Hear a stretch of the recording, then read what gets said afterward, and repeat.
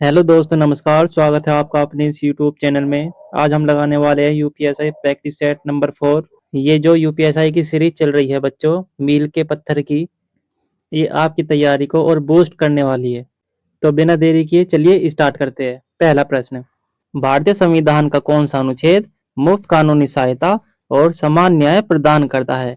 इसका सही जवाब है प्यारे बच्चों ऑप्शन नंबर 3। अनुच्छेद 39A जो है वह मुफ्त कानूनी सहायता और समान न्याय प्रदान करता है।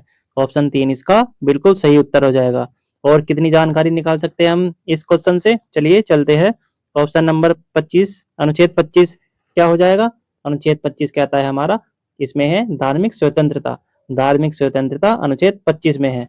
अनुच्छेद 30 में क्या हो जाएगा? अनुच्छेद 30 में है अल्पसंख्यकों को शैक्षिक अधिकार दिए गए हैं अनुच्छेद 30 के अनुसार।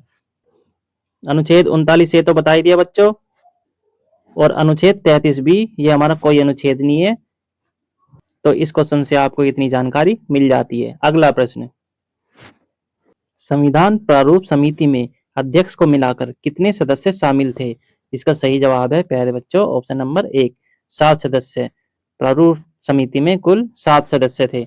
और वो 7 सदस्य कौन कौन थे? चलिए, अध्यक्ष थे इनके डॉक्टर B.R. अम्बेडकर, और दूसरे थे N. Gopal Swami Ayyangar, Alladi Krishna Swami Iyer, doctor K.M. Munshi, Syed Mohammad Saadulla, N. Madhav Rao जो B.L. मित्तर का स्थान लिया था, जिन्होंने T.T. कृष्णामचारी जिन्होंने D.P. खेतान का स्थान लिया था, क्योंकि D.P. खेतान की मृत्यु हो गई थी।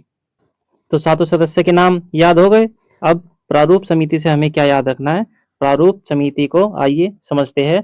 इसका गठन 29 अगस्त 1947 को हुआ था और इसके अध्यक्ष थे डॉक्टर B.R. अम्बेडकर। और इसका उद्देश्य था दोस्तों संविधान का मसौदा तैयार करना।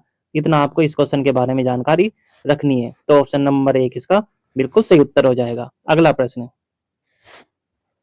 भारतीय संविधान का अनुच्छेद 324 एक स्वतंत्र देश का प्रावधान करता है। इसका सही उत्तर है प्यारे बच्चों ऑप्शन नंबर 2, चुनाव आयोग। अनुच्छेद 324 में क्या है?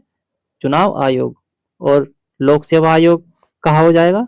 लोक सेवा आयोग है बच्चों अनुच्छेद 315 में। अनुच्छेद 315 में लोक सेवा आयोग है। और वित्त आयोग क्या कहा है? वित्त आयोग है अनुच्छेद 280 में। अनुच्छेद 280 में वित्त आयोग है बच्चों। और वित्त आयोग का काम क्या होता है? वित्त आयोग का काम होता है मुख्य कार्य केंद्र और राज्यों के बीच टैक्स के वितरण की सिफारिश करना। ये वित्त आयोग का काम होता है, सभी को याद रखना है। और योजना आयोग से हमें क्या याद रखना है? योजना आयोग से हमें याद रखना है इसका गठन 1950 को हुआ था और 1 जनवरी 2015 को इसे समाप्त कर इसके स्थान पर नीति आयोग का गठन हो गया बच्चों। इतना आपको योजना आयोग के बारे में याद रखना है। और इसके स्थान पर कौन आया? नीति आयोग। अब नीति आयोग से क्या याद रखना है? नीति आयोग से आपको याद रखना है नीति आयोग जो है 1 जनवरी 2015 को आया और इसकी फुल फॉर्म क्या हो जाएगी? National institution for transforming India.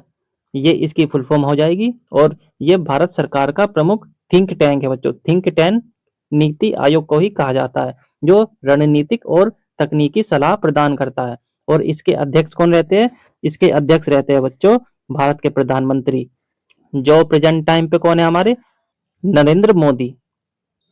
इतना आपको इस क्वेश्चन के बारे में जानकारी रखनी है। इस क्वेश्चन से हमें इतनी जानकारी मिल जाती है। अगला प्रश्न, निम्नलिखित में से भारतीय संविधान के ऊपर सबसे अधिक प्रभाव किसका पड़ा है? इसका सही जवाब है बच्चों ऑप्शन नंबर 1, भारत सरकार अधिनियम 1935 था जो बच्चों, उसका प्रभाव भारतीय संविधान पर सबसे ज्यादा पड़ा है। ऑप्शन नंबर 1 इसका बिल्कुल सही उत्तर हो जाएगा। और यूएस यानी अमेरिका से हमने क्या क्या लिया है? मैं आपको कई बार बता चुका हूँ, अमेरिका से हमने लिया है, आज फिर बता देता हूँ। मौलिक अधिकार, न्यायपालिका की स्वतंत्रता, न्यायिक समीक्षा, प्रस्तावना का विचार, राष्ट्रपति पर महाभियोग लगाने की प्रक्रिया, सुप्रीम कोर्ट हाई कोर्ट के न्यायाधीशों को पद से हटाने की प्रक्रिया, उपराष्ट्रपति का पद। ये चीज हमने अमेरिका से लिया है। और बच्चों आपको भी ये चीज ऐसे ही रटी होनी चाहिए, क्योंकि आपका एग्जाम यूपीएसआई का है और वहाँ पॉलिटी बहुत ही स्ट्रॉन्ग पूछी जानी है, आप सबको पता है। चलिए चलते हैं अगले पर। ब्रिटिश संविधान। ब्रिटिश संविधान से क्या लिया है हमने? संसदीय शासन प्रणाली, एकल नागरिकता, विधि का शासन, द्विसदनीय व्यवस्था, मंत्रिमंडल प्रणाली, विधायी प्रक्रिया। ये हमने ब्रिटेन से ली है। इस क्वेश्चन से हमें इतनी जानकारी मिल जाती है। अगला प्रश्न, पोक्सो अधिनियम 2012 में सशस्त्र बल या सुरक्षा बल को कौन सी धारा में परिभाषित किया गया है? इसका सही जवाब है प्यारे बच्चों ऑप्शन नंबर 1, धारा 2 के ग में। धारा 2 के ग में सशस्त्र बल या सुरक्षा बल को परिभाषित किया गया है। और पोक्सो की फुल फॉर्म क्या हो जाएगी? पोक्सो की फुल फॉर्म हो जाएगी बच्चों, ध्यान से सुनना, protection of children from sexual offence. ये पोक्सो की फुल फॉर्म हो जाएगी बच्चों। धारा 2 के घ में, धारा 2 के घ में क्या है? बालक की परिभाषा दी हुई है बच्चों। बालक की परिभाषा क्या? जो 18 से कम उम्र के व्यक्ति होगा, चाहे वो लड़का हो या लड़की, वह बालक की कैटेगरी में आएगा। धारा 2 के, धारा 2 के में क्या हो जाएगा? विशेष न्यायालय।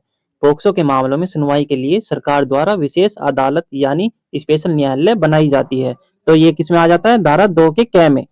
धारा 2 डे, धारा 2 डे में क्या हो जाएगा? घरेलू संबंध। धारा 2 के डे में है घरेलू संबंध। इतना आपको इस क्वेश्चन के बारे में जानकारी रखनी है। अगला प्रश्न, पंचायती राज प्रणाली किस सिद्धांत पर आधारित है? इसका सही जवाब है ऑप्शन नंबर 3, प्रशासन के लोकतांत्रिक विकेंद्रीकरण पर आधारित है हमारी पंचायती राज प्रणाली। ऑप्शन 3 इसका बिल्कुल सही उत्तर है। तो आइए पंचायती राज के बारे में जानते हैं शुरुआत से। पंचायती राज प्रणाली ये विकेंद्रीकरण का काम करती है और इसे संवैधानिक दर्जा 73वें संविधान संशोधन 1992 के तहत दिया गया था। और ये कितने स्तर की है? 3 स्तर की। 3 स्तर की है बच्चों, त्रिस्तरीय संरचना है इसकी। और ये बलवंत राय मेहता समिति की सिफारिशों पर आधारित है ये प्रणाली। और 3 स्तर कौन कौन से? ग्राम स्तर पर, ब्लॉक स्तर पर और जिला स्तर पर। ये 3 स्तर पर आधारित है बच्चों। और संविधान में ये बच्चों भाग 9 और अनुच्छेद 243 से 243 ओ के अंतर्गत है। और इसके लिए संविधान में 11वीं अनुसूची जोड़ी गई थी, जिसमें पंचायतों के लिए 29 विषय शामिल थे। कितने विषय? 29 विषय शामिल थे बच्चों। और इसमें महिलाओं के लिए 33% सीटें आरक्षित है। कई राज्यों में ये 50% भी है। और इसका कार्यकाल 5 वर्ष का होता है। और इसकी प्रथम शुरुआत 2 अक्टूबर 1959 को राजस्थान के नागौर जिले में हुई थी। पंचायती राज संविधान के राज्य सूची का विषय है। इतना आपको इस क्वेश्चन के बारे में जानकारी मिलती है। पंचायती राज व्यवस्था के बारे में इतना आपको याद रखना है। अगला प्रश्न, किस धारा के अनुसार महिला के लज्जा भंग करने से संबंधी हमला दंडनीय है? इसका सही जवाब है बच्चों ऑप्शन नंबर 4, धारा 74। धारा 74 जो है महिलाओं के लज्जा भंग करने से संबंधित है। और इसमें कितनी सजा का प्रावधान है? इसमें न्यूनतम 1 वर्ष का कठोर कारावास, जिसे 5 साल तक भी बढ़ाया जा सकता है। साथ ही साथ इसमें जुर्माना भी जोड़ा गया है। ऑप्शन नंबर 4 इसका बिल्कुल सही उत्तर है। ये धारा याद होनी चाहिए, इंपॉर्टेंट है। अगला प्रश्न, निम्नलिखित में से कौन सा संस्थान भारत के संविधान द्वारा स्थापित नहीं किया गया? इसका सही उत्तर है ऑप्शन नंबर 2, योजना आयोग जो है वह भारत के संविधान द्वारा स्थापित नहीं किया गया। ये भी स्थापित किया गया संविधान के द्वारा, ये संघ न्यायपालिका भी और संघ लोक सेवा आयोग भी। ऑप्शन नंबर 2 इसका बिल्कुल सही उत्तर है। अगला प्रश्न, किस वाद में यह निर्धारित किया गया है कि अन्वेषण के दौरान पुलिस अधीक्षक को लिखा गया पत्र सभी प्रसंगतियों के साक्ष्य में अपराध नहीं होगा? इसका सही जवाब है ऑप्शन नंबर 1, विनोद चतुर्वेदी बनाम मध्य प्रदेश राज्य। ये वाद आपको याद रखना है। ऑप्शन 1 इसका बिल्कुल सही उत्तर है। अगला प्रश्न, भारतीय नागरिक सुरक्षा संहिता यानी BNSS, भारतीय नागरिक सुरक्षा संहिता 2023 की निम्नलिखित कौन सी धारा में मजिस्ट्रेट परिवाद को खारिज करेगा? इसका सही जवाब है ऑप्शन नंबर 2, धारा 226 के तहत मजिस्ट्रेट परिवाद को खारिज करेगा। और ये सभी धाराएं बच्चों, ये सभी धाराएं सत्र न्यायालय से संबंधित है। सभी को याद रखना है, किस न्यायालय से? सत्र न्यायालय से संबंधित है ये सभी धाराएं। धारा 223 में क्या है? धारा 223 में है अभियोजन का संचालन, प्रोसिक्यूशन का संचालन। इसे आपको याद रखना है। धारा 225 में क्या है? धारा 225 में है उन्मोचन की परिभाषा, उन्मोचन की परिभाषा 225 में है। धारा 224 में क्या हो जाएगा? धारा 224 में है मामलों का उद्घाटन की प्रक्रिया, मामले के उद्घाटन की प्रक्रिया 224 धारा में है। इतना आपको इस क्वेश्चन के बारे में जानकारी रखनी है। अगला प्रश्न, भारतीय साक्ष्य अधिनियम 2023 की धारा 146 के अनुसार सूचक प्रश्न का अर्थ क्या है? सूचक प्रश्न का अर्थ है बच्चों उत्तर सुझाने वाला कोई भी प्रश्न। उत्तर सुझाने वाला कोई भी प्रश्न सूचक प्रश्न का अर्थ है। ऑप्शन 3 इसका बिल्कुल सही उत्तर हो जाएगा। ऑप्शन 3। अगला प्रश्न, मंत्रिपरिषद सामूहिक रूप से किसके प्रति उत्तरदायी है? इसका सही उत्तर हो जाएगा बच्चों ऑप्शन नंबर 1, लोकसभा के प्रति पूरी मंत्रिपरिषद सामूहिक रूप से उत्तरदायी होती है। और लोकसभा से क्या याद रखना है? लोकसभा है 81 अनुच्छेद में, 81 अनुच्छेद में लोकसभा का उल्लेख है। राज्यसभा का उल्लेख अनुच्छेद 80 में हो जाएगा। और संसद किस में हमारी? संसद है 79 में, 79 79 अनुच्छेद में संसद का उल्लेख है। और प्रधानमंत्री हमारा आ जाएगा 75 में हमारा प्रधानमंत्री की नियुक्ति राष्ट्रपति करेगा, इस चीज का उल्लेख है। तो ये सारे अनुच्छेद आपको याद रखने हैं। इस क्वेश्चन से आपको इतनी जानकारी मिल जाती है। अगला प्रश्न, मोटरयान अधिनियम के अंतर्गत असुरक्षित यान को चलाना किस धारा के अधीन दंडनीय बनाया गया है? इसका सही उत्तर है ऑप्शन नंबर 3, धारा 190 के तहत। धारा 190 के तहत असुरक्षित यान चलाने को दंडनीय बनाया गया है। ये धारा उन वाहनों को चलाने पर दंड का प्रावधान करती है जो दोषपूर्ण स्थिति में है या सड़क सुरक्षा, ध्वनि प्रदूषण और वायु प्रदूषण के मानकों का उल्लंघन करते हैं। 190 से आपको इतना याद रखना है। धारा 188 में क्या है? धारा 188 में है बच्चों अपराधों के दुष्प्रेरण के लिए दंड। अपराधों के दुष्प्रेरण के लिए दंड 188 में है। और यदि कोई व्यक्ति इस अधिनियम के तहत दंडनीय किसी अपराध को करने के लिए किसी को उकसाता है तो उसे इस धारा के तहत दंडित किया जाता है। धारा 188 से आपको इतना याद रखना है। धारा 189 में है रेस लगाना और गति का परीक्षण। सार्वजनिक स्थानों पर बिना अनुमति के वाहनों की रेस लगाना या गति का परीक्षण करना इस धारा के तहत दंडनीय अपराध है। तो धारा 189 से आपको इतना याद रखना है। धारा 189। धारा 192, धारा 192 में है बिना पंजीकरण के यान का प्रयोग करना। इससे क्या से चलो समझते हैं। यदि कोई व्यक्ति बिना वैध पंजीकरण के वाहन चलाता है तो उस पर इस धारा के अधीन जुर्माना और दंड लगाया जाता है। तो ये सभी धाराएं आपको याद होनी चाहिए, ये इंपॉर्टेंट रहेगी आपके एग्जाम के पॉइंट ऑफ व्यू से। अगला प्रश्न, मोटरयान अधिनियम की धारा 4 के अंतर्गत मोटरयान के लिए आयु सीमा कितनी है? इसका सही जवाब है ऑप्शन नंबर 2, 18 वर्ष। 18 वर्ष इसका बिल्कुल सही उत्तर है, ऑप्शन 2। अगला प्रश्न, श्रीकांत पागलपन के प्रभाव में रमाकांत को जान से मारने का प्रयत्न करता है, विचार करे और परिणाम बताए। इसका सही उत्तर हो जाएगा ऑप्शन नंबर 2, श्रीकांत किसी अपराध का दोषी नहीं है किंतु रमाकांत को प्राइवेट प्रतिरक्षा का अधिकार है। ऑप्शन 2 इसका बिल्कुल सही उत्तर हो जाएगा। अगला प्रश्न, निम्नलिखित मामलों में से किसमें शरीर की निजी प्रतिरक्षा के अधिकार का विस्तार मृत्यु कारित करने तक नहीं होता? इसका सही जवाब है ऑप्शन नंबर 1, स्त्री की संपत्ति के बिना गर्भपात करने के लिए प्रयत्न। ऑप्शन 1 इसका बिल्कुल सही उत्तर है। अगला प्रश्न, लोकसभा अध्यक्ष के बारे में सही कथनों की पहचान करें। वह सभा की गरिमा और डेकोरम बनाए रखते हैं, सही। वह अपना निर्णायक वोट तब डालते हैं जब किसी बिल को उसके पक्ष और विपक्ष में समान संख्या में वोट मिलता है, ये भी सही है। वह लोकसभा के सदस्यों द्वारा चुने जाते हैं, ये भी इसका सही हो जाएगा। ऑप्शन 4 इसका बिल्कुल सही उत्तर है, उपयुक्त सभी।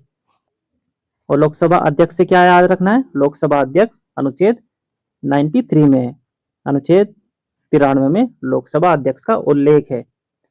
और लोकसभा उपाध्यक्ष का भी उल्लेख 93 में ही है। और अनुच्छेद 6 भी इनसे रिलेटेड है। अनुच्छेद 100 में क्या है? अनुच्छेद 100 में है ये निर्णायक मत दे सकते हैं। तो इस क्वेश्चन से आपको इतनी जानकारी मिल जाती है। अगला प्रश्न, राष्ट्रीय मानवाधिकार आयोग या राज्य मानवाधिकार आयोग के सदस्य को उनके पद से किसके द्वारा हटाया जा सकता है? इसका सही उत्तर है बच्चों ऑप्शन नंबर 2, राष्ट्रपति द्वारा। राष्ट्रपति द्वारा राष्ट्रीय मानवाधिकार आयोग या राज्य मानवाधिकार आयोग के सदस्यों को उनके पद से हटाया जा सकता है। ऑप्शन 2 इसका बिल्कुल सही उत्तर हो जाएगा। और राज्यपाल कौन से अनुच्छेद में है आपको कमेंट बॉक्स में बताना है, मैंने अभी बताया है। और सुप्रीम कोर्ट मतलब उच्च न्यायालय कौन से अनुच्छेद में आपको ये भी कमेंट बॉक्स में बताना है। अगला प्रश्न, देश में मौलिक अधिकारों के प्रवर्तन के लिए रिट जारी करने का अधिकार निम्नलिखित में से किस न्यायालय के पास होता है? ये अधिकार बच्चों सर्वोच्च न्यायालय के पास भी होता है और उच्च न्यायालय के पास भी होता है। सर्वोच्च न्यायालय के पास अनुच्छेद 32 के तहत और हाई कोर्ट के पास अनुच्छेद 226 के तहत यह अधिकार होता है। और रिट कौन कौन सी होती है हमारी? रिट होती है 5 प्रकार की। पहली बंदी प्रत्यक्षीकरण, दूसरी परम आदेश, तीसरा प्रतिषेध, चौथा उत्प्रेषण, पांचवा अधिकार प्रच्छा। ये आपको ऐसे ही रटे होने चाहिए। कौन कौन सी? बंदी प्रत्यक्षीकरण, परम आदेश, प्रतिषेध, उत्प्रेषण, अधिकार प्रच्छा। ये 5 रिट आपको याद रखनी है, ये इंपॉर्टेंट रहेगी। अगला प्रश्न, विशेष न्यायाधीश संक्षिप्त विचारण में दोष सिद्धि पर दंडादेश कितना दे सकता है? दोष सिद्धि पर दंडादेश कितना दे सकता है विशेष न्यायाधीश? सभी को याद रखना है। इसका सही उत्तर है ऑप्शन नंबर 1 वर्ष तक की अवधि का कारावास विशेष न्यायाधीश दे सकते हैं। तो बच्चों ये आपको याद रखना है। ऑप्शन 1 इसका बिल्कुल सही उत्तर हो जाएगा। तो बच्चों इसी के साथ हमारी वीडियो होती है समाप्त। उम्मीद करता हूँ आपको वीडियो अच्छी लगी होगी। अगर आपको वीडियो अच्छी लगी तो एक लाइक करना ना भूले बच्चों, और चैनल को सब्सक्राइब करें, और ये वीडियो उन बच्चों तक पहुंचाएं जो यूपीएसआई की तैयारी कर रहे हैं, ताकि उनकी भी सहायता हो सके। अब मैं आपसे विदा लेना चाहूँगा। जय हिंद, जय भारत, धन्यवाद।